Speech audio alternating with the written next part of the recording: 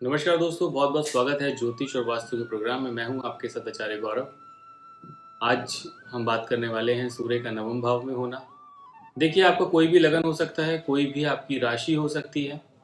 आप केवल ये समझें कि सूर्य नवम भाव में जो विराजमान है वो कैसी प्रिडिक्शन देगा, और अगर आपकी महादशा या अंतर्दशा सूर्य की है तो बिल्कुल एक्यूरेट रिजल्ट आपको इसके मिलेंगे। और साथ ही साथ आप इसको ऐसे समझें कि जो सूर्य है उसका क्या नेचर है, नवम भाव क्या है, फिर इन दोनों को आप रिलेट करोगे तो प्रिडिक्शन बहुत अच्छी बनेगी। हालांकि इसको देखना बहुत ज़रूरी है कि सूर्य की डिग्रीज क्या हैं। डिग्रीज को बोला जाता है अंश, यानी कि कोई भी ग्रह एक राशि में 0 से 30 डिग्री तक रहता है। अब उसकी एक डिग्रीज होती हैं जब वो अच्छे फल देता है, कुछ डिग्रीज कम होती हैं तो कम फल देता है, ज़्यादा होती है तो अधिक फल देता है। तो सूर्य की जो डिग्रीज हैं, कम से कम 10 से 20 डिग्री का सूर्य होना ही चाहिए, तो वो अच्छे और अच्छे रिजल्ट देता है। ऐसा नहीं कि 10 से कम है तो विफल हो जाएगा, बस फलों में कमी आएगी। और अगर 20 से अधिक हो जाएगा तो भी उसके जो फल हैं, जितने पॉजिटिव रिजल्ट वो आपको दे सकता है, उसमें भी कमी आएगी। अब अगर हम बात कर रहे हैं सूर्य का, तो देखिए सूर्य क्या है। सूर्य ऊर्जा है, एक प्रकार से एनर्जी जो सभी ग्रहों को ऊर्जा देता है, वो है सूर्य।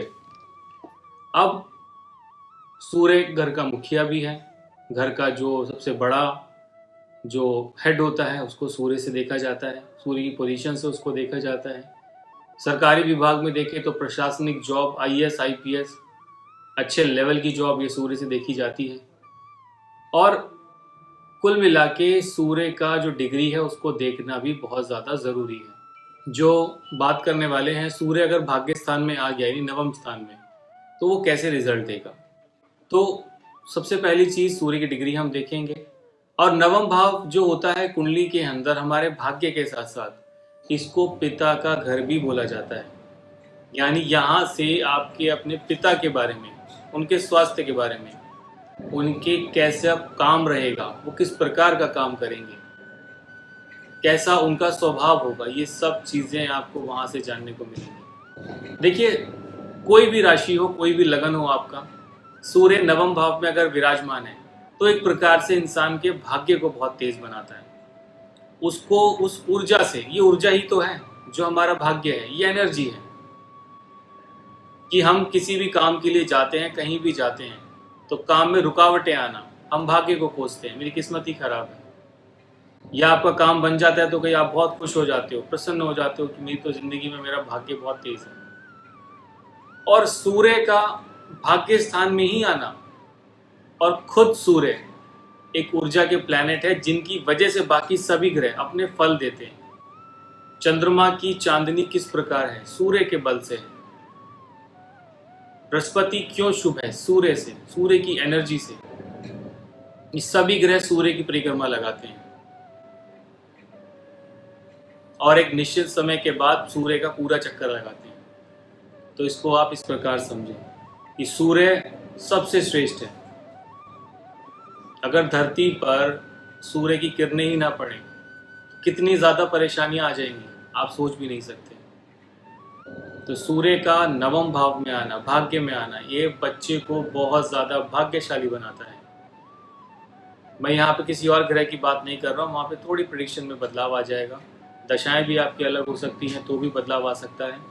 तो कुल मिला के जो सूर्य है, सूर्य की प्रेडिक्शन को आप समझें। सूर्य यहाँ पर आपके भाग्य को बहुत तेज करेंगे, अच्छे घर में आपका जन्म होगा। और अगर कहीं किसी कारणवश आपके जो स्थितियाँ हैं वो खराब हैं, तो आप देखें कि आपके भाई बहनों की कुंडली में सूर्य की पोजीशन क्या है। क्योंकि ऐसा मैंने क्यों बोला, नवम से जो तीसरा भाव है, तीसरा भाव होता है हमारे भाई बहनों का, यात्राओं का।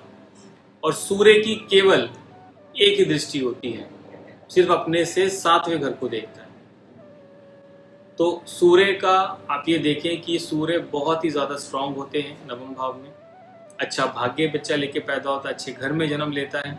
लेकिन स्थितियां अगर खराब हैं, परिस्थितियां नहीं चल पा रही हैं, दिक्कतें आ रही हैं, तो अपने भाई बहनों की कुंडली आप देखें। कहीं ना कहीं थर्ड हाउस उनका बहुत ज़्यादा पीड़ित होगा। खैर वो अलग बात हो गई है।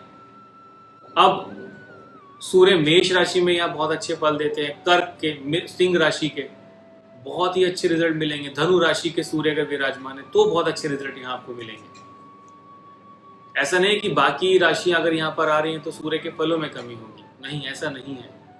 वहां पर देखा जाएगा कि उस ग्रह के स्वामी जो उस राशि वहां पे हो रही है, मान लीजिए कन्या राशि हो रही है तो बुध की पोजीशन आप देखेंगे, बुध कहीं ना कहीं पीड़ित जरूर होगा। इसी वजह से सूर्य कन्या राशि में उस भाव को पीड़ित करेंगे, फल नहीं दे पाएंगे। छोटी छोटी बातें होती हैं दोस्तों, तो केवल आप इसको समझें कि सूर्य की डिग्रीज को देखिए, 10 से 20 डिग्री होना जरूरी है। सूर्य उच्च के होंगे तो बहुत अच्छे फल देंगे, इसके विपरीत सूर्य नीच के होंगे यानी तुला राशि में होंगे या मकर राशि में होंगे, मकर राशि में भी सूर्य अच्छे फल नहीं दे पाते, शनि की राशि है।